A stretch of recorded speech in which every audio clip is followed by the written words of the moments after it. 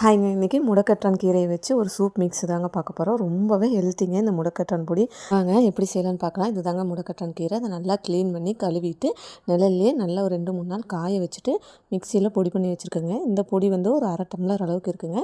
இதுக்கு 2 ஸ்பூன் அளவுக்கு பாசிப்பயிறு நல்லா வறுத்து எடுத்துக்கிறேன்.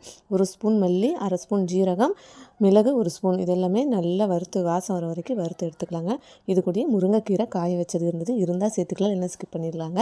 இதையும் அந்த சூட்லேயே போட்டு நல்லா வறுத்துட்டு தேவையான அளவுக்கு உப்பு சேர்த்துட்டு இந்த வறுத்து வச்ச ஜீரகம், மிளகு, மல்லி, இது முருங்கைக்கீரை, உப்பு, இந்த முடக்கத்தான் கீரை பொடி, இது எல்லாமே சேர்த்துட்டு மிக்ஸி ஜாரில் கொஞ்சம் கொரகொரப்பாக அரைச்சி வச்சுருக்கேங்க. அவ்வளோதாங்க நம்ம பொடி ரெடி. இதை வந்து ஒரு 1/2 ஸ்பூன் அளவுக்கு நல்லா கொதிக்கிற தண்ணியில் சேர்த்துட்டு தேவையான அளவு உப்பு சேர்த்துட்டு ஒரு 5 நிமிஷம் மூடி வச்சுருங்க. வெது வெதுப்பான சூடு வந்தோன்னா குடிக்கலாங்க. ரொம்ப டேஸ்ட்டாக இருக்கும். இது கைகால் மூட்டு வலிக்கெல்லாம் ரொம்பவே நல்லதுங்க. குடிச்சிங்கன்னா உடனே கேட்கும். முடக்கத்தான் கீரை கிடச்சிதுன்னா மிஸ் பண்ணாமல் நல்லா காய வச்சு இந்த பொடி ட்ரை பண்ணி பாருங்கள்.